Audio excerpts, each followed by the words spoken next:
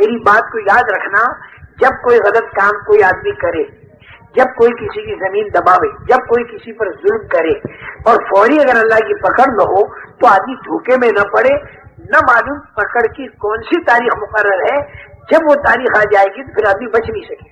ہاں ایک میں امید کی چیز بتا دوں، کتنے ہی غلط کام ہوئے لیکن پکڑ کی تاریخ سے پہلے اگر آدمی نے کر لی توبہ تو آپ یقین مانو اگر وہ پکڑ کی تاریخ بھی آ گئی تو اللہ تعالیٰ نہیں پکڑے گا، بالکل نہیں پکڑے گا۔ یہ ڈھیل دے ہی رہا ہے اللہ تعالیٰ تاکہ آدمی رجوع کرے۔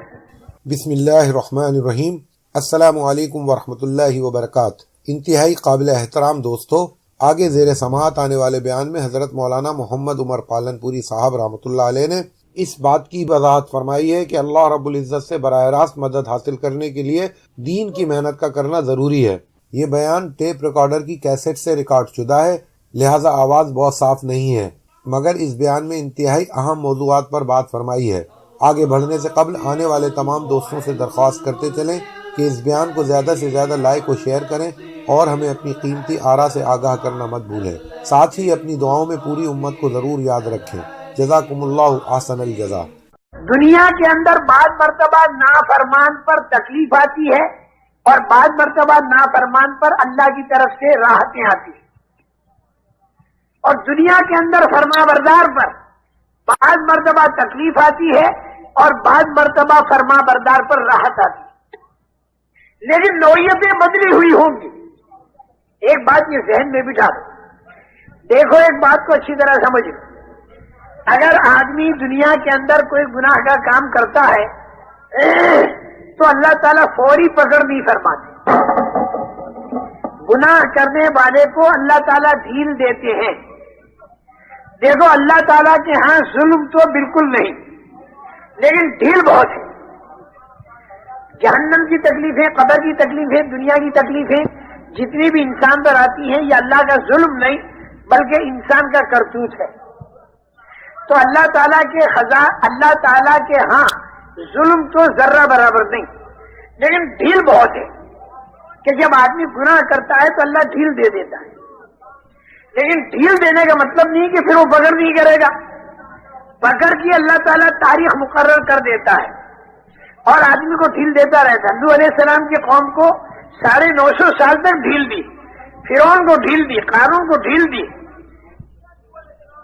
اس ڈھیل کے زمانے میں اگر آدمی کر لے وے توبہ اور پھر آ گئی وہ پکڑ کی تاریخ تو اللہ تعالیٰ اس کی پکڑ نہیں کرے گی، اور اگر ڈھیل کے زمانے میں آدمی کی بڑھ گئی غفلت اور بڑھتا رہا یہاں تک کہ آ گئی پکڑ کی تاریخ، جب وہ پکڑ کی تاریخ آ گئی تو فیضا جا اجلہم لا یستاخرون ساعۃ ولا یستقدمون، پھر اللہ پکڑ کو چھوڑ دے۔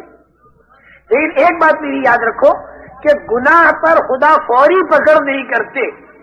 اگر گناہ پر خدا فوری پکڑ کر دیا کرے تو دنیا میں کوئی آدمی زندہ رہ نہیں سکتا۔ وَلَوْ يُؤَاخِذُ اللَّهُ النَّاسَ بِظُلْمِهِمْ مَا تَرَكَ عَلَى ظَهْرِهَا مِن دَابَّةٍ وَلَكِنْ يُؤَخِّرُهُمْ إِلَى أَجَلٍ مُّسَمًّى، زمین کے اوپر کوئی چلنے والا نہیں ملے گا اگر اللہ تعالیٰ گناہ پر فوری پکڑ کر دے۔ ایک آدمی نے زنا کیا، فوراً فرشتے نے آگے 2 ڈنڈے مار دی، وہ تو وہیں مر جائے گا۔ آدمی پوری دنیا کے اندر جو گناہ کرتا ہے فوراً اگر پکڑ کرے تو دنیا میں کوئی زندہ نہیں رہ سکتا۔ اس لیے غلط کام کرنے والے کو تو اللہ دیتے ہیں ڈھیل اور صحیح کام کرنے والے پر اللہ ڈالتے ہیں امتحان۔ صحابہ کرام پر تو ڈال دیا امتحان، اور مشرکین مکہ کو دے دی ڈھیل۔ مشرکین مکہ یہ کہتے تھے کہ ہمارے تو 360 اور تمہارا 1، یعنی انہوں نے کہا ہماری کوانٹٹی زیادہ ہے اور تمہاری کوانٹٹی کم ہے، تمہاری تعداد کم ہے، ہماری تعداد زیادہ۔ صحابہ کرام رضوان اللہ اجمعین نے ان کو سمجھایا کہ کوانٹٹی اس وقت دیکھی جاتی ہے جب کوالٹی 1 ہو، یہاں کوالٹی بدلی ہوئی ہے۔ تمہارے 360 تو اتنے بودے کہ سب مل کر ایک مکھی نہیں بنا سکتے، اور مکھی مٹھائی لے کر بھاگ جائے چھڑا نہیں سکتے۔ تعداد تو ان کی زیادہ ہے لیکن ہیں اتنے بودے، اور ہمارا ایک اللہ ہے لیکن وہ اتنا طاقت والا اللہ ہے کہ اس نے زمین آسمان چاند سورج بنائے، پھر جو اللہ کی تعریفیں انہوں نے شروع کی اور پھر جو اللہ کی بڑائی بیان کرنی شروع کی، اللہ کی بڑائی بیان کری۔ واقعی میرے محترم دوستو، بہت جی چاہتا ہے کہ حضور اکرم صلی اللہ علیہ وسلم کے بعد چونکہ کوئی نبی آنے والا نہیں، تو ہم لوگ پوری دنیا میں پھیل کر اللہ کی بڑائی کو اتنا بیان کریں، اتنا بیان کریں، اتنا بیان کریں کہ وہ اللہ کی بڑائی ہمارے دلوں کے اندر اتر جائے اور وہ اللہ کی بڑائی دوسروں کے دلوں میں بھی اتر جائے۔ آج اللہ کو بڑا جانا نہیں، آج اللہ کو بڑا جانا نہیں۔ اگر اللہ کو آدمی بڑا جان لے، اگر آدمی کی سمجھ میں اللہ کی بڑائی آ جائے تو آدمی خدا کی نافرمانی نہیں کر سکتا، اور اگر ہو جائے بھول میں تو فوراً کھٹک پیدا ہو جائے گی اور اللہ سے توبہ کرے۔ میں سچ کہتا ہوں، دیکھو میں بتاؤں، اگر چھوٹا بچہ 6 سال کا چھوٹا بچہ وہ جلیبی کا اور انگوٹھی کا ڈفرینس تو آپ نے سمجھا، نماز کا لاکھ کا ڈفرینس آپ نے سمجھا، ہاں مرنے کے بعد بھی سمجھ میں آئے گی۔ ہم کہتے مرنے سے پہلے سمجھ جا، دعوت کے معنی یہ ہے جو بات مرنے کے بعد سمجھ میں آنے والی ہے اس بات کو مرنے سے پہلے سمجھنا، اس بات کو مرنے سے پہلے سمجھانے کی کوشش کرنا، یہی دعوت ہے۔ اب میں ایک دوسری مثال دیتا ہوں۔ 6 سال کا بچہ آپ کے محلے میں شور مچا رہا، آپ نے اس سے کہا دیکھ چلا جا، نہیں تو پولیس کمشنر کو بلاؤں گا، وہ پستول لائے گا۔ بچہ پھر بھی شور مچا رہا، ٹیلی فون کر کے بلا دیا، پولیس کمشنر آ گیا پستول لے کر، تو یہ بچہ اس پولیس کمشنر کی گود میں بیٹھ کر پستول سے کھیلے گا۔ کیوں؟ جانتا نہیں۔ لیکن اسی بچے سے اگر تم یہ کہہ دو کہ میں تیری ماں کو بلاتا ہوں، وہیں سہم جائے گا، چاہے میری ماں کو مت بلاؤ، میں جا رہا ہوں۔ اور اس کی ماں گھر سے نکل آئی، 100 قدم کے فاصلے پر چانٹا دکھا دیا تو وہی کام پکڑ لے گا، سہم جائے گا، اماں میری توبہ، میں بالکل شور نہیں مچائے گا، میں گھر آ رہا ہوں۔ ذرا سوچو، پولیس کمشنر کی طاقت زیادہ ہے ماں کی طاقت سے، اور پستول کی طاقت زیادہ ہے چانٹے کی طاقت۔ اب یہ پستول سے تو ڈرتا ہے، اب پستول سے تو نہیں ڈرتا، چانٹے سے ڈرتا ہے۔ اس کی کیا وجہ؟ اس لیے کہ ماں کی طاقت کو جانتا ہے، پولیس کمشنر کی طاقت کو نہیں جانتا، چانٹے کی طاقت کو جانتا ہے لیکن پستول کی طاقت کو نہیں جانتا۔ باوجود ہے کہ پستول کی طاقت زیادہ ہے پھر بھی نہیں ڈرتا۔ اسی طریقے سے میرے محترم دوستو، یہ عام انسان جو ہے یہ حکومت کی طاقت کو تو جانتا ہے۔ اس کے باپ کو اگر کہا جائے کہ میں پولیس کمشنر کو بلاتا ہوں پستول لائے گا تو وہ سہم جائے گا، وہ سہم جائے گا، بیٹا نہیں سہمتا۔ بہت بڑا ٹرک لے کر آدمی جاتا ہے لوہا بھر کے، اور سامنے لال بتی دکھائی دی فوراً کھڑا رہتا ہے۔ کیوں؟ اس لیے کہ حکومت کی طاقت کو جانتا ہے۔ لال بتی کے پیچھے پولیس والا ہے، اس کے ہاتھ میں پستول ہے، وہ ٹائر کو فیل کرے گا، پھر چوکی میں جانا پڑے گا، پھر کچہری میں جانا پڑے گا، پھر جیل خانے میں جانا پڑے گا، وہاں پٹائی ہوگی۔ یہ ساری باتیں آدمی جانتا ہے۔ اس لیے حکومت کے قانون کے خلاف آدمی کرتے ہوئے ڈرتا ہے۔ حالانکہ ساری دنیا کی حکومتوں سے میں جتنی طاقت ہے اس سے زیادہ طاقت احکم الحاکمین میں ہے، لیکن احکم الحاکمین کی زیادہ طاقت ہونے کے باوجود یہ آدمی اس سے نہیں ڈرتا، حکومت کے قانون کے خلاف نہیں کر پاتا، لیکن احکم الحاکمین کے قانون کے خلاف کرتا ہے، اس لیے کہ اللہ کی بڑائی دل میں نہیں ہوتی۔ جیسے وہ بچہ پستول کو نہیں جانتا، ایسے اس کا بابا اللہ کو نہیں جانتا۔ وہ بابا پستول کو جانتا ہے، اس لیے پستول سے ڈرتا ہے، لیکن اللہ کو نہیں جانتا۔ اس بنا پر انبیاء کرام علیہ الصلوۃ والسلام اپنی دعوت کے اندر اللہ کی عظمت اور بڑائی کو بیان فرماتے تھے، اور بھئی یہ ہمیں نہیں کرنا ہے، کیونکہ نبی کوئی آنے والا نہیں، نبی کوئی آنے والا نہیں۔ اچھا، زبان سے اگر ہم نے اللہ کو بڑا بولا تو یہ ایمان کا بول بنے گا، لیکن یہ اللہ کی بڑائی اگر دل کے اندر اتر گئی تو پھر میری بات کو یاد رکھو، یہ ایمان بنے گا، اور جب یہ ایمان بنے گا تو پھر یاد رکھنا ایمان پر جو خدا کے وعدے آسمانوں پر ہیں وہ وعدے اللہ کے زمین پر آئے۔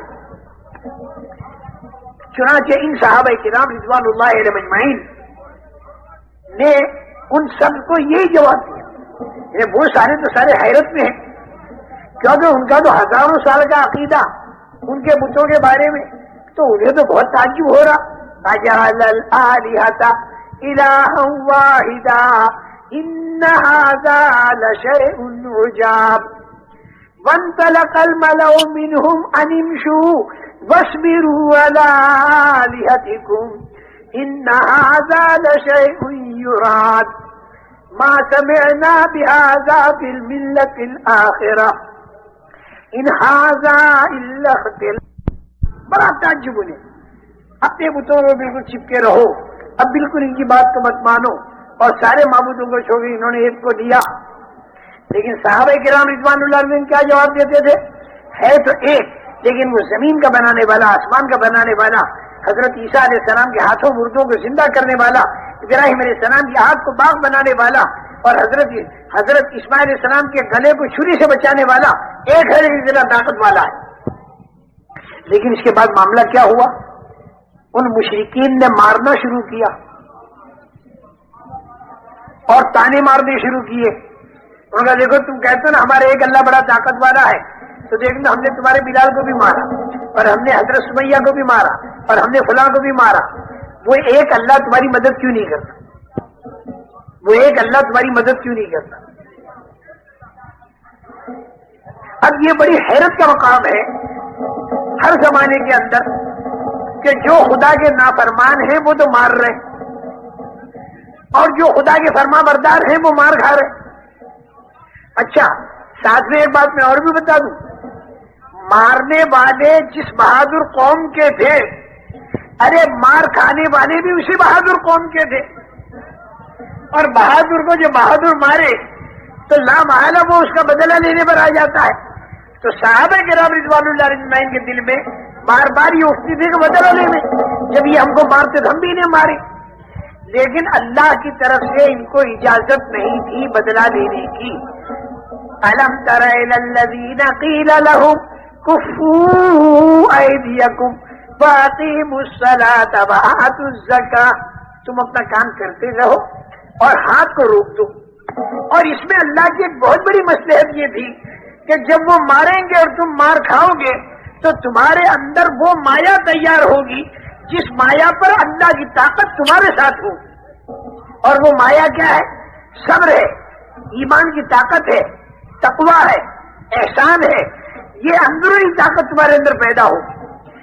اور بھائی دیکھو، ان لوگوں کو بڑا تعجب ہوتا تھا، ان ھذا لشیء عجاب جو کہتے ہیں، بڑا تعجب ہوتا تھا کہ یہ لوگ مار کھا رہے ہیں اور پھر بھی کہہ رہے ہیں اللہ، اور یہ ادا اللہ کو اتنی پسند آتی ہے کہ ایک طرف حضرت بلال کو اتنا مارا کہ بے ہوش ہو گئے۔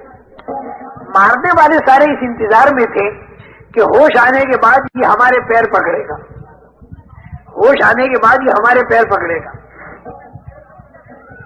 ہوش آنے کے بعد یہ ہمارے پیر پکڑے گا اور اللہ کو چھوڑ دے گا۔ لیکن جب حضرت بلال کو ہوش آیا تو زبان سے کیا کہتے ہیں؟ احد احد، ایک ہی ایک ہے۔ انہیں تو یہ ادا تعجب میں ڈال رہی، اور اللہ کو یہ ادا اتنی پسند آ رہی کہ یہ لوگ مصیبتوں کے اندر بھی اللہ ہی کو پکارتے۔ میرے محترم دوستو، تکلیفوں کی حالت میں بھی اللہ کی بڑائی کو بیان کیا جائے، اور راحتوں کی حالت میں بھی اللہ کی بڑائی کو بیان کیا جائے، اور چاروں طرف دعوت کی فضاؤں میں اللہ کی بڑائی کو بیان کیا جائے۔ اگر وہ اپنی مادی طاقتوں سے ہم کو ڈرا رہے ہوں تو ہم اللہ کی طاقت سے پوری دنیا کو ڈرا رہے ہیں، اور ساری مادی طاقتیں مکڑی کا جالا ہے خدا کی طاقت کے مقابلے میں۔ پورے عالم کے اندر ورب کا فکبر کی ایک فضا گونج رہی ہو، اور ہر جگہ اللہ کی بڑائی بولی جا رہی ہو، اور لوگ ہمیں تانے بھی مار رہے ہو کہ جس اللہ کو تم اتنا بڑا کہہ رہے ہو اس اللہ نے فلاں جگہ پر تمہاری مدد نہیں کی، فلاں جگہ پر تمہاری مدد نہیں کی، وہ تانے بھی ہم کھاتے چلے جائیں اور اللہ کی بڑائی کو بولتے چلے جائیں۔ حضرت بلال مار کھا کر بھی اللہ کی بڑائی کو بول رہے ہیں، اور حضرت سمیہ جان دے رہی ہے اور یہ اپنے عمل سے ثابت کر رہی ہے کہ میں جان دے سکتی ہوں لیکن میں ایمان نہیں دے سکتی۔ میرے محترم دوستو، جب اس طریقے سے اللہ کی بڑائی کو نامناسب ماحول کے اندر بھی بولتے رہے تو دلوں کے اندر اللہ کی عظمت آ گئی، اور جب دلوں کے اندر اللہ کی بڑائی اتر آتی ہے نا تو اس کا نام ہے ایمان کی طاقت۔ تو پھر اللہ تعالیٰ آنکھوں سے اپنی مدد کو دکھاتا ہے۔ اللہ نے بدر میں لے جا کر آنکھوں سے مدد کو دکھا دیا، فرشتوں کو اترتا ہوا دیکھا اور فرشتوں کے ذریعے اللہ تعالیٰ نے مدد فرمائی، ان کے اندر کی ممایہ تیار ہو گئی۔ اس لیے میری بات کو یاد رکھنا، اللہ تعالیٰ گناہ کرنے والے کو ڈھیل دیتے ہیں اور پکڑ کی ایک تاریخ مقرر کرتے ہیں۔ میری بات کو یاد رکھنا، جب کوئی غلط کام کوئی آدمی کرے، جب کوئی کسی کی زمین دباوے، جب کوئی کسی پر ظلم کرے اور فوری اگر اللہ کی پکڑ نہ ہو تو آدمی دھوکے میں نہ پڑے، نہ معلوم پکڑ کی کون سی تاریخ مقرر ہے، جب وہ تاریخ آ جائے گی تو پھر آدمی بچ نہیں سکے گا۔ ہاں، ایک میں امید کی چیز بتا دوں، کتنے ہی غلط کام ہوئے لیکن پکڑ کی تاریخ سے پہلے اگر آدمی نے کر لی توبہ تو آپ یقین مانو اگر وہ پکڑ کی تاریخ بھی آ گئی تو اللہ تعالیٰ نہیں پکڑے گا، بالکل نہیں پکڑے گا۔ یہ ڈھیل دے ہی رہا ہے اللہ تعالیٰ تاکہ آدمی رجوع کرے، تاکہ آدمی توبہ کرے۔ لعلہم یرجعون، آج خدا کہہ رہا کہ رے پلٹا کھا جا، اور جب آدمی پلٹا کھاتا ہے اور اللہ کی طرف توبہ کرتا ہے، رجوع کرتا ہے، تو اللہ کے روٹھے بندے جب اللہ کی طرف متوجہ ہوتے ہیں تو اللہ اتنے خوش ہوتے ہیں، اتنے خوش ہوتے ہیں، اتنے خوش ہوتے ہیں جس کی کوئی حد نہیں۔ رسول کریم صلی اللہ علیہ وسلم ایسا منظر کھینچتے ہیں، میں یہ اس امید پر کہہ رہا ہوں کہ سارا مجمع اور میں اور ہم سارے کے سارے اللہ کی طرف رجوع کریں، اور جتنی آج تک ہم سے غلطیاں ہو گئی ہم اپنے اللہ سے معافی مانگ لیں اور یہ طے کر دیں کہ اللہ آئندہ ہم غلط نہیں کریں گے۔ اس توبہ پر اللہ اتنا خوش ہوتا ہے، اتنا خوش ہوتا ہے کہ حضور اکرم صلی اللہ علیہ وسلم فرماتے ہیں کہ جیسے کسی دیہاتی کا جنگل بیابان میں اونٹ گم ہو جائے، کسی دیہاتی کا اونٹ گم ہو جائے، سارا کھانا پینے کا سامان اس اونٹ کے اوپر لدا ہوا تھا، اونٹ گم ہو گیا تب یہ سمجھا میری موت آ گئی، ڈھونڈا نہیں ملا، اپنی جگہ پر آ کر مرنے کے لیے لیٹ گیا، تھوڑی دیر میں آنکھ کھلی تو اونٹ مل گیا اور اس کے اوپر سارا ساز و سامان بھی ہے۔ تو اس کو اتنی خوشی رسول کریم صلی اللہ علیہ وسلم اس دیہاتی کے خوشی کی منظر کھینچتے ہیں کہ اسے اتنی خوشی ہوئی کہ وہ بات الٹی کہہ رہا ہے۔ کیا کہہ رہا ہے زیادہ خوشی کے مارے؟ اے اللہ میں تیرا کتنا اچھا رب ہوں، تو میرا کتنا اچھا بندہ ہے۔ جب آدمی زیادہ خوش ہوتا ہے تو بات الٹی کہہ دیتا ہے۔ میرے محترم دوستو، رسول کریم صلی اللہ علیہ وسلم منظر کھینچ رہے دیہاتی کو خوش ہونے کا، اور بعد بھی یوں فرما رہے ہیں کہ جو اللہ کا روٹھا بندہ اللہ کی طرف متوجہ ہو جائے، توبہ کرے، للہ افرح، اللہ تعالیٰ اس دیہاتی سے بھی زیادہ خوش ہوتے ہیں۔ جو دیہاتی اونٹ کے ملنے پر خوش ہوتا ہے اس سے زیادہ اللہ اپنے اس بندے سے خوش ہوتے ہیں جو روٹھا بندہ اللہ کی طرف متوجہ ہو جائے اور جو اللہ کی طرف توبہ کرے۔ اور میں ایک بات اور سمجھا دوں کہ جو بندے اللہ کے روٹھے بندوں کو اللہ سے ملا میں تو وہ بندے اللہ کے کتنے محبوب بنے گے۔ ملکوں میں جا جا کر، قوموں میں جا جا کر، جنوبی امریکہ میں جا جا کر، مختلف ملکوں میں جا جا کر، پیدل سفر کر کر کے، خوب خرچے کر کر کے، خوب کرائے خرچ کر کر کے، سردیاں برداشت کر کے، گرمیاں برداشت کر کے، یہ جو حضرات کی پیدل جماعتیں پھرتی ہیں، کبھی ادھر سے ادھر جاتی ہیں، کبھی ادھر سے ادھر آتی ہیں، اندرون ملک میں بھی جو جماعتیں پھرتی ہیں، گشت کے اندر کبھی کھیت میں جاتے ہیں، کبھی دکان پر جاتے ہیں، آدمی آپ کو برا بھلا کہتا ہے، اس کی سہتے ہیں، جھیلتے ہیں، لاتے ہیں، بٹھاتے ہیں، اس کی خوشامدیں کرتے ہیں، اور اس کا رجوع اللہ کی طرف ہو گیا۔ جب ایک روٹھا بندہ اللہ کی طرف متوجہ ہو جاتا ہے، اللہ اتنے خوش ہوتے ہیں، تو جو بندے ان روٹھے بندوں کو اللہ سے جوڑتے ہیں، اللہ سے توڑنے والوں کو جو اللہ سے جوڑتے ہیں، ان کا مقام اللہ کے نزدیک کتنا اونچا ہوگا یہ تو معلوم ہوگا مرنے کے بعد۔ اللہ ہمیں موت تک اخلاص کے ساتھ اس کام کے اندر لگائے رکھے، اس لیے میرے محترم دوستو دیکھو میری بات کو سمجھ لو، غلط کام کرنے پر بھی اگر اللہ کی پکڑ نہ آئے تو یہ کوئی تعجب کی چیز نہیں، شروع کے اندر اللہ ڈھیل دیتے ہیں۔ قرآن میں ساری قوموں کے قصے بتائے، لیکن وہ قومیں غفلت میں پڑی رہی اور جب وقت آیا تو تباہ اور برباد ہو گئے۔ الا قوم یونس، ایک قصہ اللہ نے حضرت یونس علیہ السلام کی قوم کا ایسا بتایا کہ ڈھیل ان کو بھی دے دی اللہ، وہ بھی بت پرست سے نافرمان تھے، لیکن اس وقت موعود کے آنے سے پہلے قصہ ان کا یہ ہوا، بڑا امید افزا قصہ ہے۔ ہم سب کے لیے بڑی امید اس قصے سے، ہم سب کے لیے بڑی امید ہے، چاہے ہم کتنے قصوروار ہوں لیکن اللہ کی طرف اگر رجوع کریں تو یہ الا قوم یونس والا جو قصہ ہے اس سے بڑی امید بن جاتی ہے۔ دوسری قوموں کے قصے تو یہ بتاتے ہیں کہ ڈھیل میں غفلت بڑھی، اللہ کی پکڑ آئی، اللہ کا عذاب آیا۔ فَإِذَا جَاءَ أَجَلُهُمْ لَا يَسْتَأْخِرُونَ سَاعَةً وَلَا يَسْتَقْدِمُونَ۔ لیکن یونس علیہ السلام کی قوم کے قصے نے یہ امید بندھا دی کہ اگر اس پکڑ کے آنے سے پہلے آدمی نے اپنا رخ موڑ لیا اور اللہ کی طرف متوجہ ہو گیا تو پھر میری بات کو یاد رکھو کہ اگر وہ تاریخ آگے گئی اللہ پکڑ نہیں کرے۔ حضرت یونس علیہ السلام نے بہت سمجھایا، قوم نے نہیں مانا۔ حضرت یونس علیہ السلام نے انہیں خبر دے دی اب تم نہیں مانتے تو 3 دن پر خدا کا عذاب تم پر آئے گا اگر تم نے نہیں مانا۔ دوسری قوموں کو اسی طریقے سے آ گیا، جتنی مہلت تھی اس مہلت میں انہوں نے نہیں مانا، عذاب آ گیا۔ حضرت یونس علیہ السلام انہیں خبر دے کر یہاں سے چل دیے، بستی چھوڑ کر نکل گئے۔ اچھا بھائی، ابھی خدا کا عذاب اس قوم پر آیا نہیں تھا لیکن اس کے آثار ظاہر ہوئے، کیوں کہ عذاب آ جانے کے بعد پھر ہٹا نہیں کرتا۔ یہ خوب یاد رکھنا، اللہ بھائی مجھے بھی محفوظ رکھے، تمہیں بھی محفوظ رکھے۔ بہت ہی ڈر لگتا ہے، اللہ اپنے عذاب سے ہمیں بچاوے، دنیا کے بھی، قبر کے بھی، حشر کے بھی، جہنم کے بھی، ہر طرف کی پکڑ سے اللہ تعالیٰ ہمیں بچاوے۔ اس لیے بھائی اللہ کی پکڑ بہت بڑی پکڑ ہوتی ہے، اللہ بڑے تو ان کی پکڑ بھی بڑی، اللہ بڑے تو ان کے انعامات بھی بڑے۔ یہ قوم پر خدا کا عذاب ابھی آیا نہیں لیکن اس کے آثار ظاہر ہو گئے۔ یہ قوم سنبھل گئی اور انہوں نے سوچا جیسے اور قوموں پر آثار آ کر پھر عذاب آ گیا اور قومیں تباہ اور برباد ہو گئیں، اب ہماری تباہی بربادی کا وقت آ گیا، لہذا ہم اللہ سے توبہ کریں۔ توبہ کرنے کے لیے حضرت یونس علیہ السلام کو تلاش کریں۔ حضرت یونس علیہ السلام کو تلاش کیا تو حضرت یونس علیہ السلام نہیں ملے۔ حضرت یونس علیہ السلام نہیں ملے، وہ تو نکل چکے تھے۔ اب قوم نے کہا نبی تو مل نہیں رہے، ہم نے توبہ نہ کی تو ہم پر تو خدا کا عذاب آگے تباہ کر دے گا۔ نبی کہہ کر گیا کہ اگر تم نہیں مانتے تو 3 دن پر خدا کا عذاب آئے گا۔ ساری قوم کے مرد، عورتیں، بچے اور ان کے جانور سب کو لے کر باہر نکل گئے، سب کو لے کر باہر نکل گئے اور باہر نکل کر خوب گر گرا کر اللہ سے توبہ کی کہ اللہ تیرے نبی یونس کو ہم نے نبی مانا، تجھے ایک مانا، اور جو ان کے اندر خرابی شرک وغیرہ کی تھی اسے سب سے توبہ کر دی۔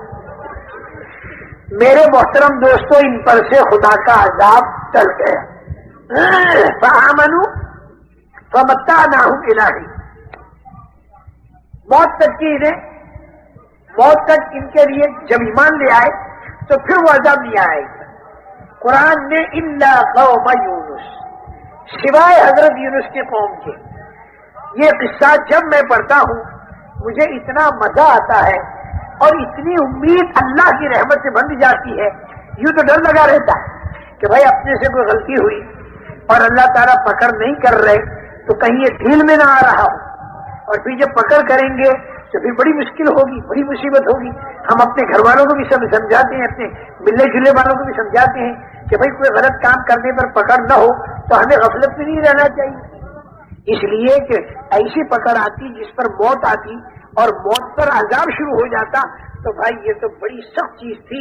اس لیے اس کے بعد پھر آدمی کے پاس کوئی راستہ بچنے کا نہیں، جہاں موت آئی توبہ کا دروازہ بند ہو گیا۔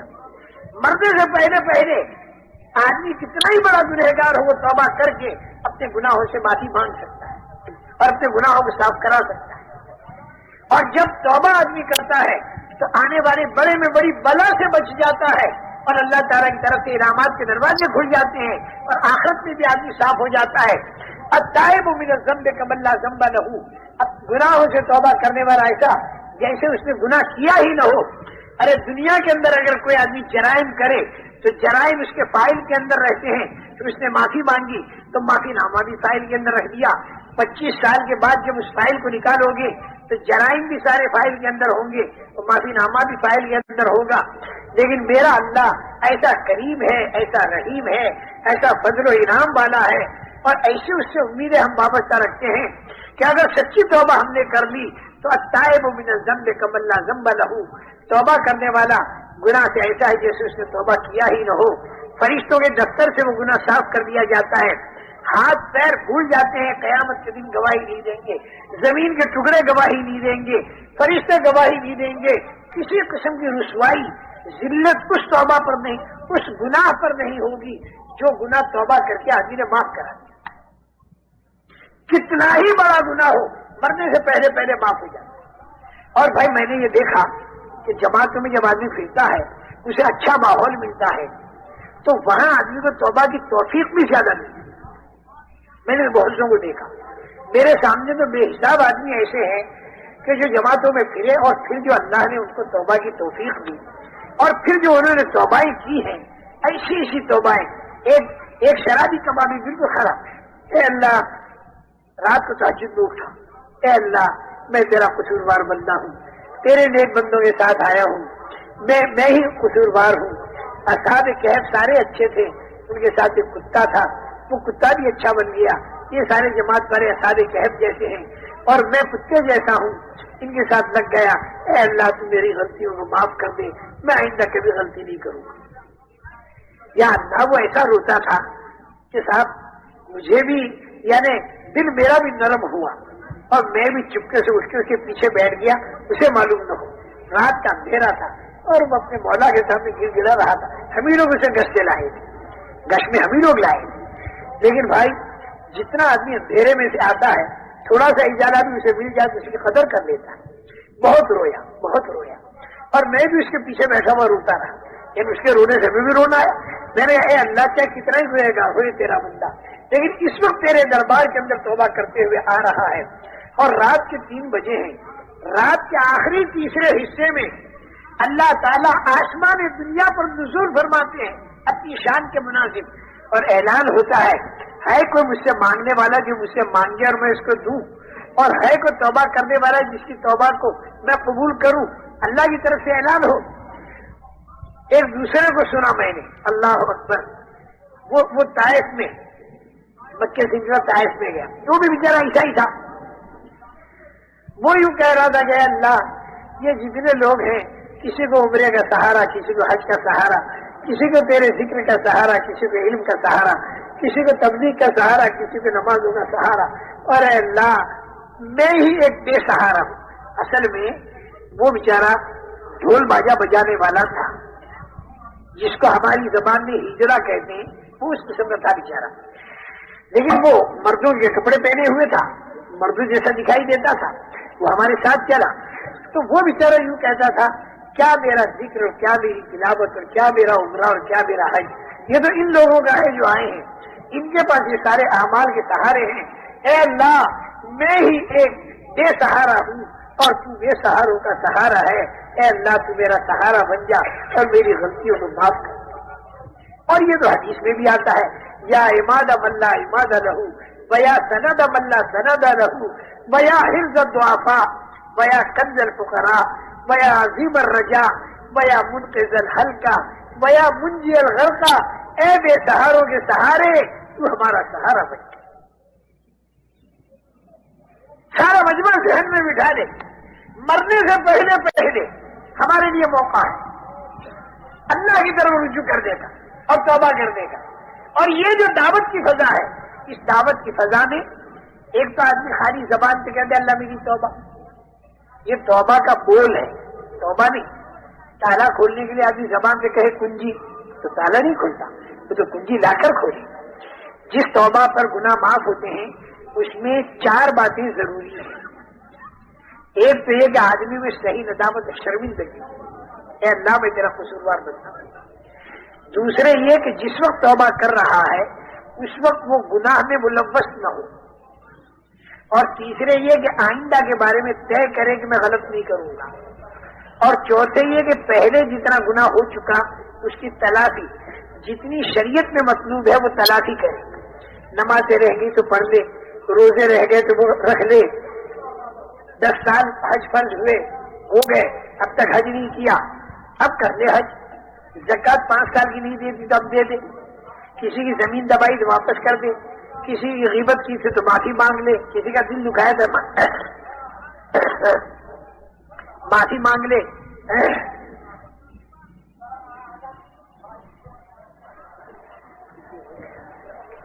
حقوق العباد جتنے وہ سارے ادا کر دے.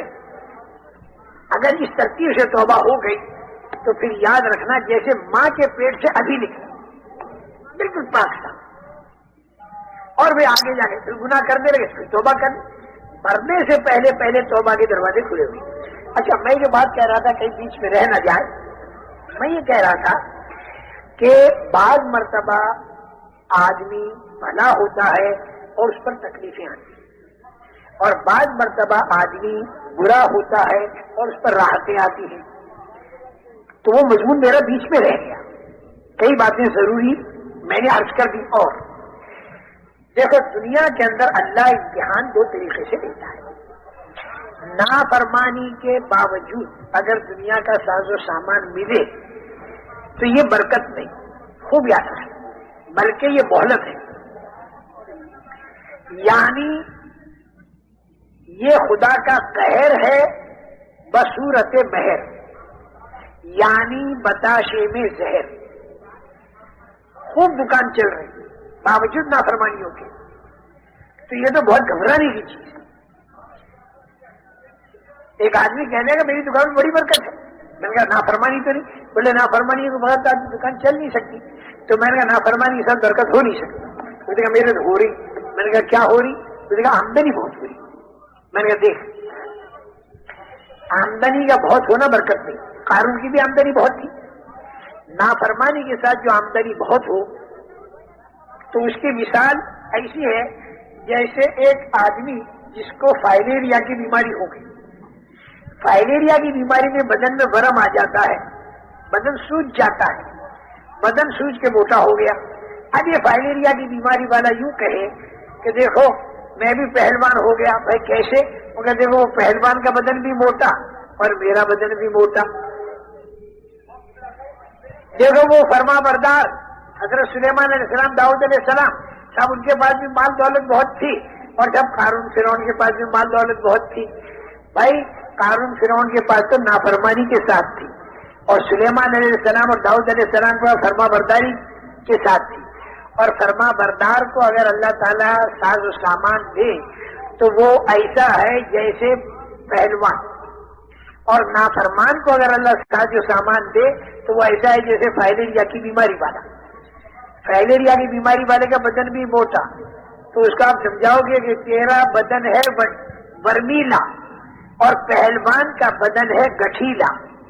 فرما بردار کے ساتھ ملنے والی نعمتیں جیسے پہلوان کا گٹھیلا بدن، اور نافرمانی کے ساتھ ملنے والا ساز و سامان نعمت کہتے ہوئے میں ذرا ڈر رہا ہوں، اگرچہ انعام کا حدیث میں بھی آتا ہے. تو نافرمان کو ملنے والا ساز و سامان یہ ایسا ہے جیسے برمیلا بدن. یہ 2 مثالیں یاد رکھنا، دیکھنا زندگی بھر کام آئیں. نافرمانی کے ساتھ اگر ساز و سامان ملے تو جیسے فائلیریا کی بیماری سے بدن کا موٹا ہونا، اور فرما برداری کے ساتھ اگر نعمتوں کی بارش برسے اللہ کی تو سمجھو یہ پہلوان ہے. اور مثال وہاں سلیمان علیہ السلام، داؤد علیہ السلام، اور وہاں قارون اور فرعون.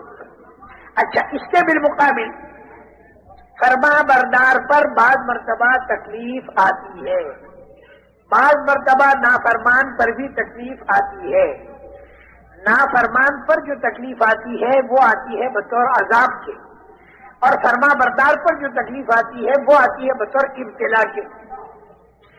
قرآن پاک میں فرما برداروں پر جو تکلیفیں آئیں ہر جگہ آپ دیکھو گے وہاں پر لفظ ابتلا یا اسی کے قریب کا لفظ ملے گا. حضرت ابراہیم علیہ السلام کے بارے میں وَإِذِ ابْتَلَىٰ إِبْرَاهِيمَ رَبُّهُ بِكَلِمَاتٍ فَأَتَمَّهُنَّ. حضرت ابراہیم علیہ السلام بڑی تکلیفیں آئیں, اس کو قرآن نے ابتلا کہا. اچھا, احد کے اندر جو تکلیفیں صحابہ کرام رضوان اللہ اجمعین پر آئیں تو اس کو بھی اللہ تعالیٰ نے ابتلا کہا. خندق کے اندر جو تکلیفیں آئیں اس کو بھی اللہ تعالیٰ نے ابتلا کہا. هُنَالِكَ ابْتُلِيَ الْمُؤْمِنُونَ وَزُلْزِلُوا زِلْزَالًا شَدِيدًا. یہ خندق کے قصے کو کہا اللہ تعالیٰ نے. اور احد کے بارے میں اللہ نے کیا کہا؟ لِيَبْتَلِيَكُمْ, اللہ نے تمہیں ابتلا میں ڈال دیا. ایسے عام مسلمانوں کے بارے میں جو فرما بردار ہیں ان کے بارے میں اللہ کیا کہتے ہیں؟ وَلَنَبْلُوَنَّكُمْ, ضرور بھی ضرور ہم تمہیں آزمائیں گے.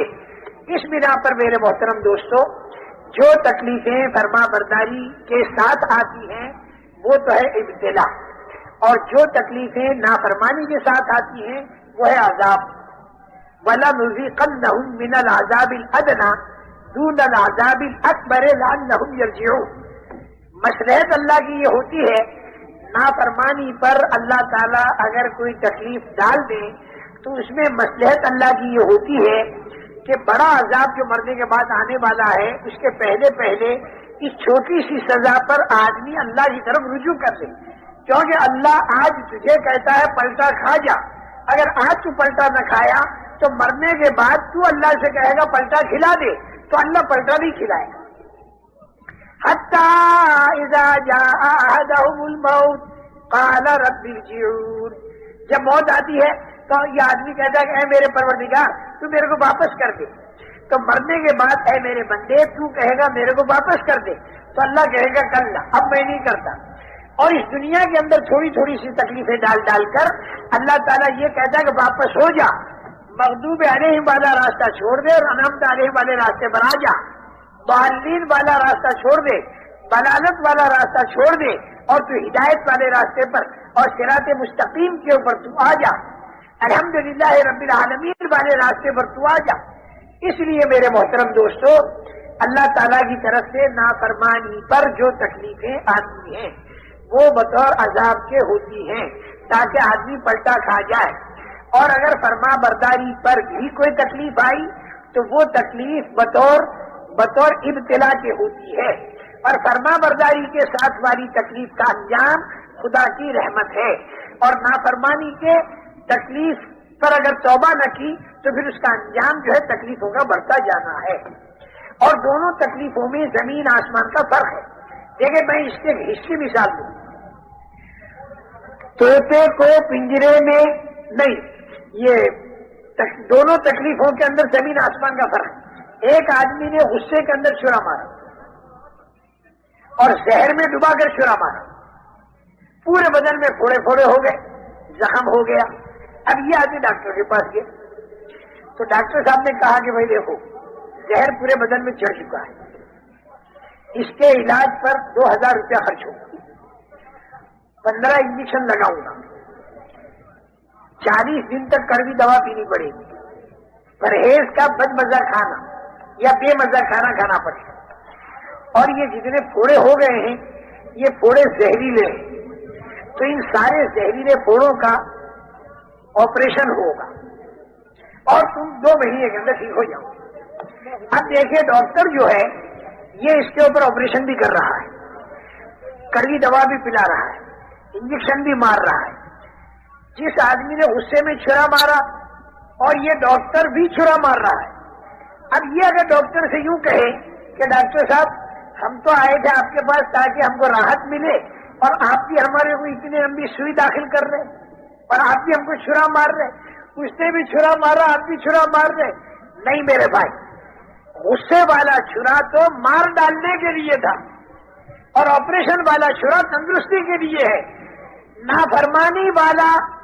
نافرمانی کے ساتھ جو تکلیف آتی ہے وہ تکلیف تو وہ ہے جو آدمی کو پریشان کرنے والی, اور فرما برداری کے ساتھ جو تکلیف آتی ہے وہ ایسی ہے جیسے ڈاکٹر کا آپریشن آئندہ جا کر ٹھیک ہوگا.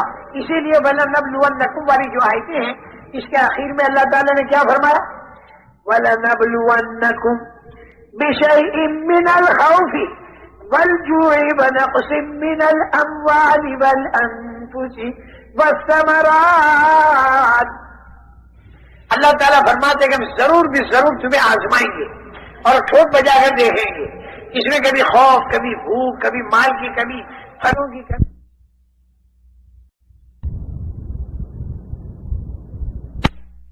اور ٹھوک بجا کر دیکھیں گے. اس میں کبھی خوف، کبھی بھوک، کبھی مال کی کمی، پھلوں کی کمی، جان کی کمی.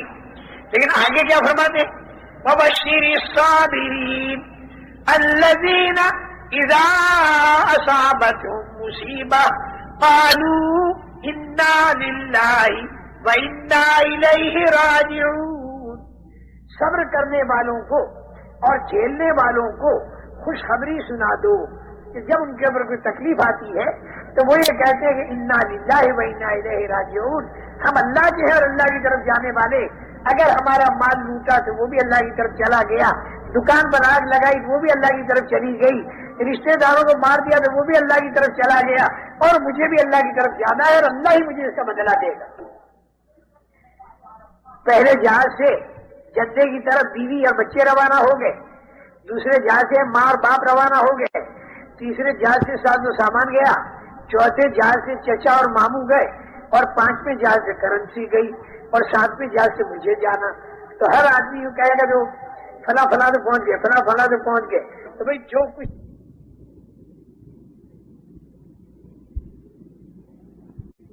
اللہ کہتے ہیں ان کے اوپر اللہ کی خصوصی رحمتی نازل ہوگی. اس لیے میرے محترم دوستو، تکلیف تو اس مسلمان کو اٹھانی ہے، لیکن ایک تکلیف نافرمانیوں کی بنیاد پر اور دوسری تکلیف فرما برداریوں کی بنیاد پر. تکلیفیں صحابہ نے بھی اٹھائیں. اور دیکھو ابھی مجھے بیان پورا ختم کرنا ہے، اس لیے ذرا سکون سے آخری باتیں سنیں. آخری جو اٹھے اسے ذرا بچھا بھی دیں کہ اختتام کے موقع پر ذرا ہلچل نہیں بچنی چاہیے، ذرا سکون ہونا چاہیے مجمع میں.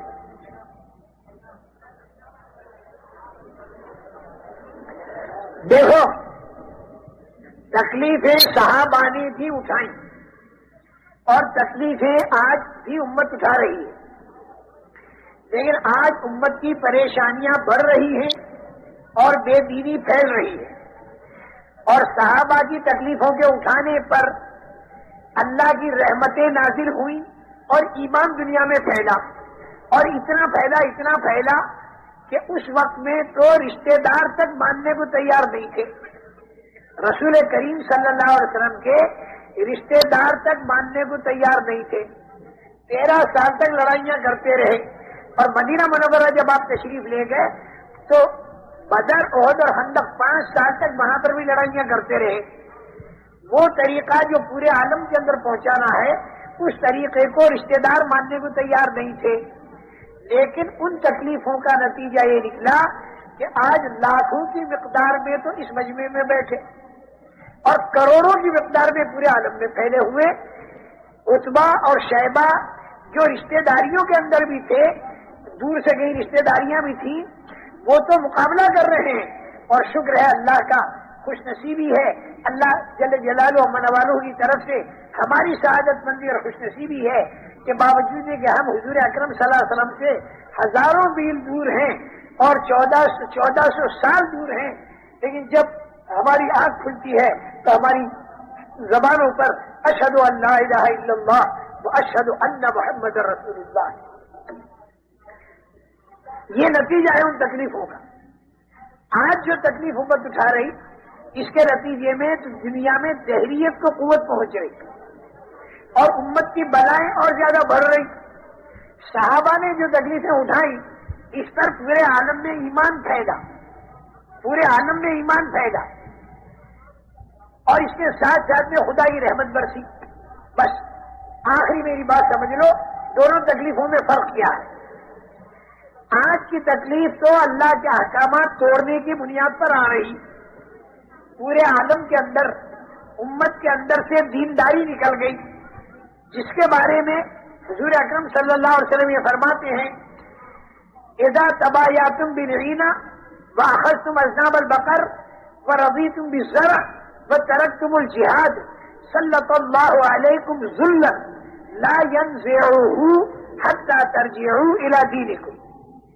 جب تمہاری تجارتیں غلط ہو جائیں اور جب تم بیلوں کی دموں کو پکڑنے لگو اور جب تم کھیتیوں پر راضی ہو جاؤ اور جب تم اللہ کے دین کی جد و جہد کو چھوڑ بیٹھو تو حضور اکرم صلی اللہ علیہ وسلم فرماتے ہیں کہ تمہارے اوپر اللہ تعالیٰ ذلت کو مسلط کرے گا اور وہ ذلت اس وقت تک نہیں ہٹے گی جب تک کہ تم اپنے دین پر نہ آ جاؤ، یعنی دین کی محنت پر نہ آ جاؤ.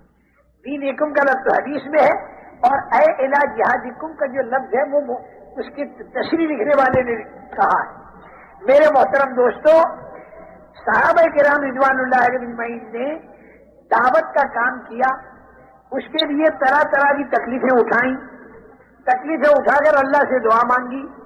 اللہ تعالیٰ نے وہ دن دکھایا کہ 10,000 کے مجمع کو لے کر رسول کریم صلی اللہ علیہ وسلم مکہ مکرمہ کی طرف روانہ ہوئے، کیونکہ صلح حدیبیہ کا جو معاہدہ تھا وہ مکے کے مشرکین نے توڑ دیا. صلح حدیبیہ والا معاہدہ مشرکین مکہ نے توڑ دیا. مکہ مکرمہ میں جب دعوت دی جاتی تھی تو وہاں پر بھی اعتراضات، یہاں پر مجبور ہو کر انہوں نے صلح کی تو یہ صلح کو توڑ دیا. تو رسول کریم صلی اللہ علیہ وسلم مکہ مکرمہ کی طرف 10,000 کا مجمع لے کر گئے تو مکے کے جتنے بے ایمان اور کافر اور مشرک تھے وہ سارے کے سارے خوب ڈرے اور انہوں نے یہ سوچا کہ 13 سال مکے کے، 8 سال مدینے کے، 21 سال کی بڑھاس یہ سارے مسلمان آج نکالیں گے اور ہمارے کو خوب قتل کریں گے اور بوٹیاں ہماری نوچی جائیں گی. یہ ان کو ڈر تھا. ابو سفیان جاسوسی کے لیے نکلے، مشرکین کی طرف سے 2 آدمی اور بھی لیے. حضرت عباس رضی اللہ تعالیٰ عنہ نے ابو سفیان کو پکڑ لیا، ایک خیمے میں لیا، ذہن بنایا حضرت عباس نے اور اسلام پر آمادہ کر کے حضور اکرم صلی اللہ علیہ وسلم کی خدمت میں لائے. حضور اکرم صلی اللہ علیہ وسلم نے پوچھا کہ اے ابو سفیان، اب تک تیری سمجھ میں یہ بات نہیں آئی کہ سوائے خدا کے کوئی معبود نہیں؟ تو ابو سفیان نے یوں کہا کہ اگر سوائے خدا کے کوئی ہمارا معبود ہوتا تو وہ بدر میں ہماری مدد کرتا اور ان مارکوں میں ہماری مدد کرتا. تو اب تو ہمیں حالات نے اس بات کو بتا دیا کہ سوائے خدا کے ہمارا کوئی معبود نہیں. اتنی بات تو ہماری سمجھ میں آ گئی. پھر ارشاد فرمایا کہ ابھی تک یہ تمہاری سمجھ میں نہیں آیا کہ میں اللہ کا سچا رسول ہوں؟ تو ابو سفیان نے یوں کہا کہ آپ یہ بات جو ہے یہ دل کو نہیں اتر رہی، یہ بات ہمارے دل کو نہیں اتر رہی، کیونکہ شروع سے یہ لوگ حضور اکرم صلی اللہ علیہ وسلم پر مختلف لائن کی باتیں کرتے آئے، مختلف لائن کی باتیں.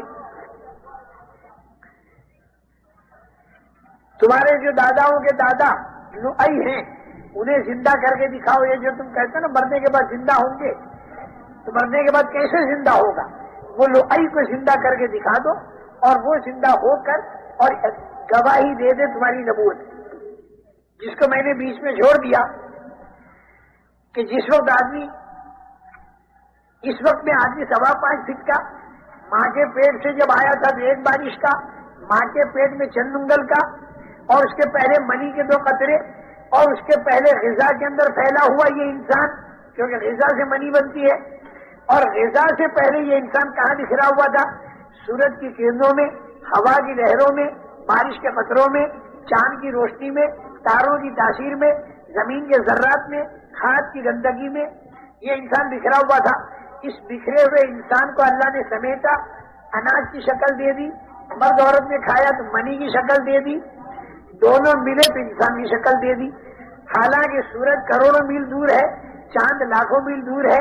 جب لاکھوں کروڑوں میل کے ذرات کو جمع کر کے اللہ تعالیٰ نے اس انسان کو بنا کر زندہ کیا، تو جب یہ انسان مرا اور قبر کے اندر اسے دفن کیا اور 3 بائی 7 فٹ کے اندر اس کے ذرات محدود ہو گئے، یا زیادہ سے زیادہ سینکڑوں میل اس کے ذرات چلے گئے اگر اسے راکھ بنا کر اڑایا گیا، تو جو اللہ لاکھوں کروڑوں میل سے اس انسان کے ذرات کو جمع کر کے اور انسان بنا کے زندہ کر چکا، تو کیا قیامت کے دن یہ اللہ دوبارہ اس کے ذرات کو جمع کر کے زندہ نہیں کر سکتا، ضرور کرے گا اور پورا حساب لے گا، پر آگے جنت اور جہنم کے منظر آئیں گے۔ یہ بات رسول کریم صلی اللہ علیہ وسلم جو فرماتے تھے تو وہ یہ کہتے تھے کہ لؤئی جو آپ کا داداؤں کا دادا وہ زندہ ہو کر آپ کی رسالت کو کہے تو ہم مان سکتے ہیں، ورنہ نہیں مان سکتے۔ اس قدر شدت کے ساتھ مخالفت تھی۔ لیکن جب حضور اکرم صلی اللہ علیہ وسلم فاتحانہ داخل ہوئے، ابو سفیان یہاں پر آ کر اٹک گیا۔ آپ کو اللہ کا رسول ماننے میں اب تک میرا جی نہیں مانتا۔ حضرت عباس ابو سفیان کو پھر لے گئے اور تنہائی میں اسے سمجھایا کہ جب تک حضرت محمد صلی اللہ علیہ وسلم کو تو اللہ کا رسول نہیں مانے گا، اس وقت تک تو مسلمان نہیں بن سکتا اور تیری نجات ہو نہیں سکتی۔ چنانچہ اس نے اسے بھی مان لیا۔ حضرت عباس رضی اللہ تعالیٰ عنہ نے حضور اکرم صلی اللہ علیہ وسلم کے کان میں یوں کہا، اللہ کے نبی یہ چودھری ہے اور چودھری جو ہے وہ اکرام چاہا کرتی ہے، آپ ذرا ان کا تھوڑا سا اکرام کر دیجیے۔ حضور اکرم صلی اللہ علیہ وسلم نے ابو سفیان سے یوں کہا کہ ابو سفیان جو آدمی تیرے گھر میں داخل ہو جائے اسے امن ہے۔ ابو سفیان بھی چودھری آدمی، ابو سفیان نے یوں کہا، اب تو حضرت ابو سفیان رضی اللہ تعالیٰ عنہ بن گئے۔ انہوں نے یوں کہا کہ حضرت آپ تو بڑے آدمی ہیں اور امن اتنا چھوٹا، صرف میرا گھر تو بہت چھوٹا، آپ تھوڑے آدمیوں کا امن دے رہے۔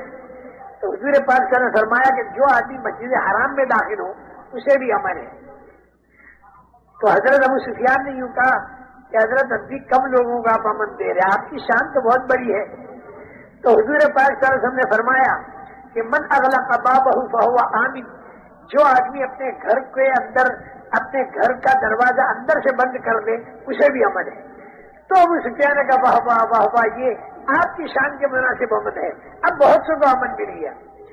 پھر یہ ابو سفیان اندر داخل ہوئے مکے میں اور نوجوانوں کو جمع کیا اور جمع کر کے یوں کہا کہ دیکھو رات کے اندھیرے میں جن کو نکالا تھا نا وہ دن کے اجالے میں 10,000 کے ساتھ آ رہے، لیکن اتنے با اخلاق ہیں کہ ان سے کوئی امن مانگتا ہے تو امن دے دیتے ہیں، تو تم سارے نوجوان جا کے امن لے لو۔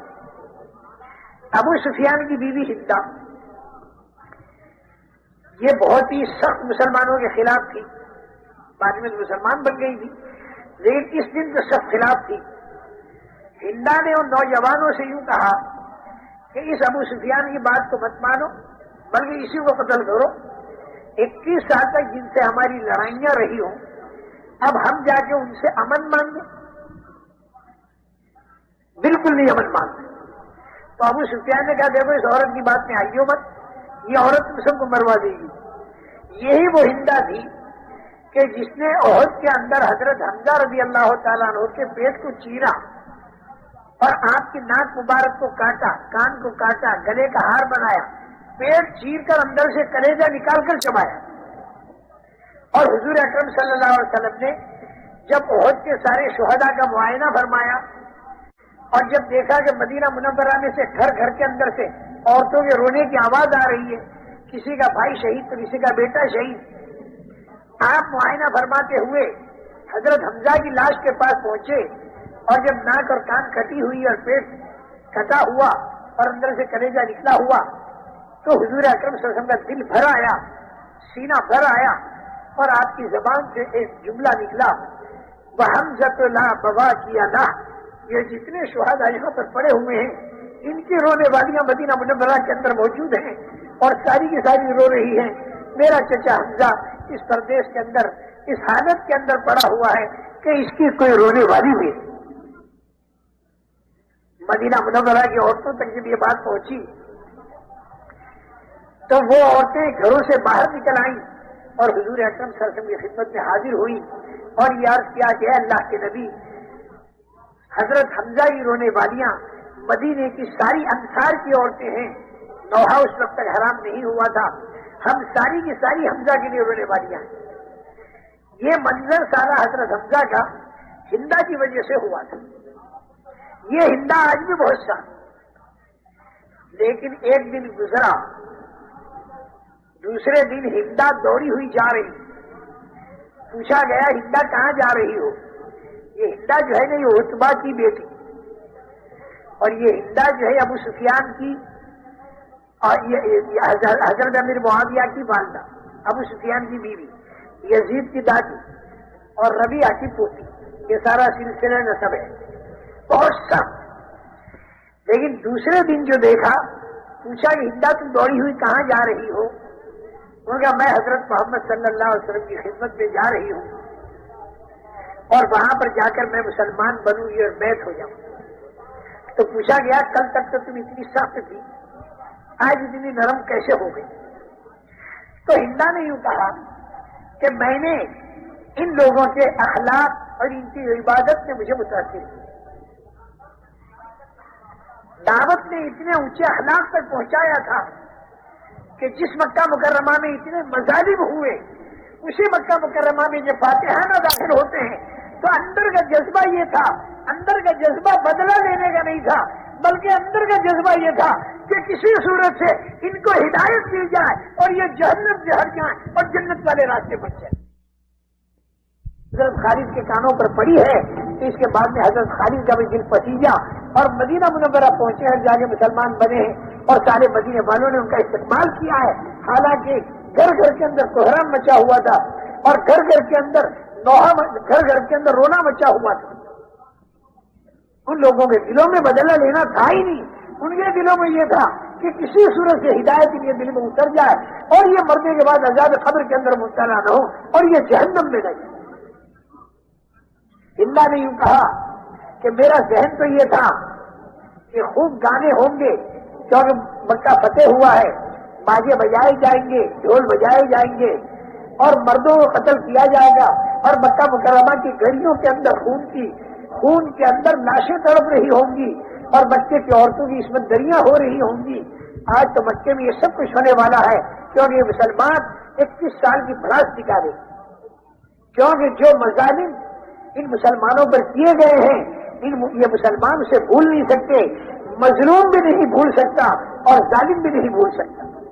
حضرت صدیق اکبر رضی اللہ تعالیٰ عنہ کا درجہ سپریم کورٹ کے جج کا تھا، حرم میں بیٹھ کر وہ فیصلے چکایا کرتے تھے، لیکن جب وہ مسلمان بنے اور دعوت دینے کے لیے کھڑے ہوئے تو حضرت صدیق اکبر کو جوتے چہرے کے اوپر مارے اور سر کے اوپر مارے۔ سپریم کورٹ کے جج کو چہرے کے اوپر جب جوتے مارے جا رہے ہوں اس مقام پر کہ جس مقام پر بیٹھ کر وہ انصاف دیا کرتا، یہ وہ مکہ مکرمہ تھا کہ جہاں پر حضور اکرم صلی اللہ علیہ وسلم کے چہرے اندر پر تھوکا کرتے تھے اور آپ کی پیٹھ مبارک پر مٹی ڈالا کرتے تھے۔ یہی وہ مکہ مکرمہ تھا کہ جہاں پر دو بیٹیوں میں ایک ساتھ میں طلاق پڑی، یہی وہ مکہ مکرمہ کہ جس کے اندر سے حضرت زینب رضی اللہ تعالیٰ عنہا جو حضور کی بڑی صاحبزادی حالت حمل میں جب مدینے کی طرف نکلی ہے تو آپ کو برچھا مارا گیا اور اونٹنی کے اوپر سے حضرت زینب گر پڑی، برچھے کی وجہ سے خون چالو ہو گیا اور حمل کے ساکت ہونے کا خون چالو ہو گیا اور راستے میں تڑپ رہی ہیں۔ حضور اکرم صلی اللہ علیہ وسلم مدینہ منورہ پہنچ چکے ہیں اور حضرت رقیہ جو ہے یہ حبشے میں ہے، ہجرت کر کے گئی ہوئی ہے اور حضرت فاطمہ اور حضرت ام کلثوم مدینے کی طرف جا رہی ہے اور حضرت زینب بچے کے قریب تڑپ رہی ہیں، وہاں پر کوئی ہاسپٹل بھی نہیں ہے، کچھ بھی نہیں، اور مکہ مکرمہ انہیں واپس لایا گیا اور اسی زخم کی حالت میں مدینہ منورہ چند دنوں کے بعد میں وہ پہنچی اور اسی زخم کی حالت میں تھوڑی مدت کے بعد میں ان کا انتقال ہوا اور حضور اکرم صلی اللہ علیہ وسلم قبر میں تشریف لے گئے دفن کرنے کے لیے۔ آپ کے چہرے کے اوپر غم تھا، جب دفن کر کے باہر تشریف لائے آپ کے چہرے پر خوشی تھی۔ لوگوں نے پوچھا، ارشاد فرمایا مجھے یہ ڈر تھا کہ کہیں میری بیٹی زینب کے اوپر قبر کے اندر عذاب نہ ہو جائے۔ میں نے اپنے اللہ سے دعا مانگی، مجھے یہ معلوم ہوا، خبر ملی اللہ کی طرف سے کہ آپ کی بیٹی پر عذاب نہیں ہوگا۔ عذاب کے ڈر سے تو میرے چہرے پر غم تھا اور جب مجھے معلوم ہوا کہ عذاب نہیں ہوگا تو میرے چہرے پر خوشی آئی۔ کتنی فکر کی چیز ہے مرنے کے بعد والی زندگی۔ تو ہندا یہ کہہ رہی تھی کہ یہ سارے مناظر ہمارے سامنے تھے، اس بنا پر آج ہماری موٹیاں نوچی جائیں، لیکن آدھی رات تک میں انتظار کرتی رہی، لیکن جب میں نے دروازہ کھولا اور جب میں باہر نکلی تو پورے مکے میں اندھیرا تھا۔ میں حیرت میں پڑ گئی، یا اللہ یہ کیسی فتح ان مسلمانوں کی، کوئی خوشی ان کے دلوں میں نہیں اس مکے کے فتح ہونے کی۔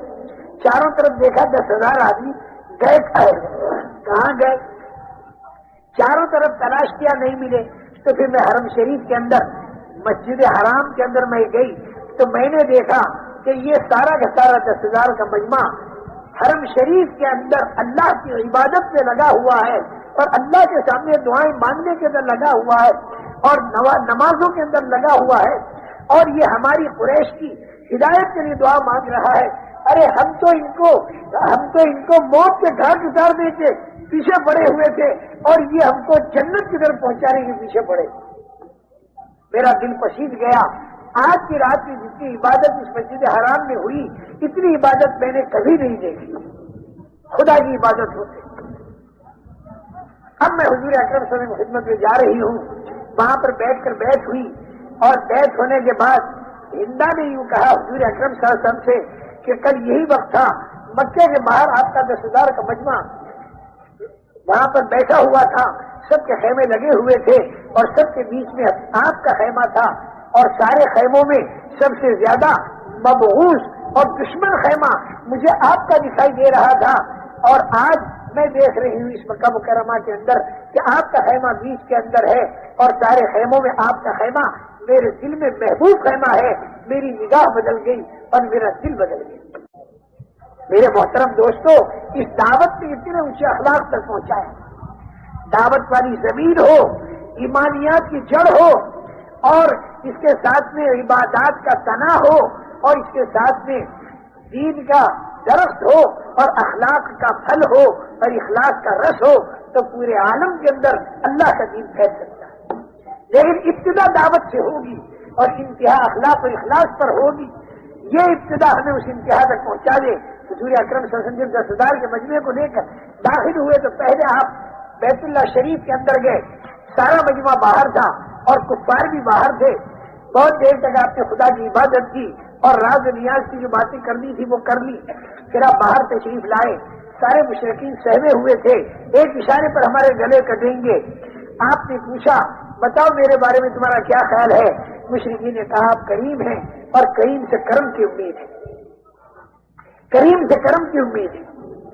تو حضور اکرم صلی اللہ علیہ وسلم نے جواب دیا کہ کریم ابن کریم ابن کریم ابن کریم، یوسف ابن یعقوب ابن اسحاق ابن ابراہیم، انہوں نے اپنے بھائیوں سے جو بات کہی تھی کہ لا تثریب علیکم اليوم، میری طرف سے تمہیں کوئی لعنت ملامت نہیں، ارے تم نے جو کچھ بھی میرے ساتھ کیا ہو میری طرف سے تمہیں کوئی لعنت ملامت نہیں، انتم الطلقاء، میں نے تم کو آزاد کر دیا، کسی کو 2 مہینہ، کسی کو 3 مہینہ، کسی کو 4 مہینے کیا امن دے دیا گیا۔ اس کے بعد میں پھر آپ تشریف لائے۔ حضرت عباس سے کہا ابو لہب کے 2 بیٹے کہاں گئے؟ میرے چچا جاد بھائی کہاں گئے؟ حضرت عباس نے کہا وہ بھاگ گئے ہوں گے۔ فرمایا نہیں، انہیں لے آؤ۔ حضرت عباس ڈھونڈ کے لائے، ایک عتبہ ایک معتب، کیونکہ عتیبہ تو کسی سفر میں گیا تھا، وہیں پر اس کو کسی جانور نے کھا لیا تھا، یہ عتبہ اور معتب جو رہ گئے تھے۔ حضور اکرم صلی اللہ علیہ وسلم نے ان کو دعوت دی تو ان لوگوں میں دل پسند گئے، اس لیے کہ ماں نے کیا کیا تھا حمالۃ الحطب، اور باپ نے کیا کیا تھا اور کتنا ستایا تھا، اور آج حضور اکرم صلی اللہ علیہ وسلم ہمیں جنت میں چلنے کی دعوت دے رہے ہیں۔ دونوں کے دونوں مسلمان بن گئے۔ ابو لہب کی بیٹی حضرت برہ رضی اللہ تعالیٰ عنہ مسلمان بنی اور یہ بھی دونوں مسلمان بنے، معتب بھی مسلمان بنے۔ پھر حضور اکرم صلی اللہ علیہ وسلم ان دونوں بھائیوں کو لے کر بیت اللہ شریف تشریف لے گئے اور وہاں پر جا کر بہت دعا مانگی، اور اس کے بعد میں باہر تشریف یعنی آپ تشریف لائے۔ حضرت عباس نے آپ کا چہرے انور دیکھا، پوچھا کہ حضرت آپ کا چہرہ بہت خوش ہے، کیا بات ہے؟ یوں فرمایا کہ میں نے اپنے چچا کے 2 بیٹے اللہ سے مانگے تھے، اللہ نے مجھے 2 بیٹے دے دیے، اس کی خوشی میں میرا چہرہ اس کی خوشی کے اندر چمک رہا ہے۔ میں یہ سارے واقعات سنا کر یہ نتیجہ نکالتا ہوں کہ میرے محترم دوستوں، جب حضور اکرم صلی اللہ علیہ وسلم صحابہ نے دعوت کے لیے اتنی تکلیفیں اٹھا کر یہ جو اخلاق برتے، اس اخلاق نے اتنے کٹر دشمنوں تک کے دلوں کو پلٹا کھلا دیا۔ آج ہمیں بھی دعوت سے شروع کرنا ہے اور اخلاق تک پہنچنا ہے اور پورے عالم کے اندر پھرنا ہے، جو تکلیفیں ہیں اسے برداشت کرنا ہے، جو راحتیں ملے اس کو اللہ کی نعمت سمجھنا ہے اور پورے عالم کے اندر پھرنا ہے۔ یہ صرف 4 مہینے والی بات نہیں، اور یہ 6 مہینے اور 8 مہینے والی بات نہیں، اور یہ 1.5 سال والی بات نہیں، بلکہ ہم اس دنیا کے اندر آئے ہیں اللہ کے دین کی دعوت کا کام کرنے کے لیے. ہم کھانے اور کمانے کے لیے نہیں آئے. کھانا اور کمانا ہماری ضرورت کی چیز ہے، اس کو مختصر کر کے ہمیں بقدر ضرورت لگنا ہے، اور اللہ کے دین کی دعوت اور اللہ کے دین کی محنت میں ہمیں اپنی پوری جان اور پورا مال لگا دینا ہے. جس کے ہاتھوں جتنے انسانوں کو ہدایت ملتی چلی جائے گی، ان سب کو جتنی بڑی جنت ملے گی. جو سبب بنے گا اللہ تعالیٰ اس کو اتنی بڑی جنت دے گا.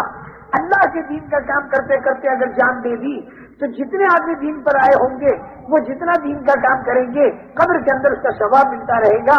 کوئی آدمی 1,00,000 نمازوں کا ثواب قبر کے اندر پڑا دے گا، جس قبر میں جا کر ایک مرتبہ سبحان اللہ کہنے کی بھی طاقت باقی نہیں رہے گی، اس قبر میں جا کر لاکھ فرض نمازوں کا ثواب آدمی لے سکتا ہے اگر اس کے ہاتھوں 20,000 کا مجمع اللہ کے دین پر لگ گیا. اس بنا پر آپ حضرات سے گزارش ہے کہ آج کی تاریخ میں آپ سارے کے سارے یہ طے کرو کہ تکلیفیں تو یوں بھی اٹھا رہے ہیں لیکن احکامات الہیہ کو توڑ کر اٹھا رہے ہیں، تو جس پر دنیا میں بے دینی پھیل رہی ہے اور مصیبتیں بڑھتی چلی جا رہی ہیں، کہیں زلزلے اور کہیں سیلاب اور کہیں طوفان.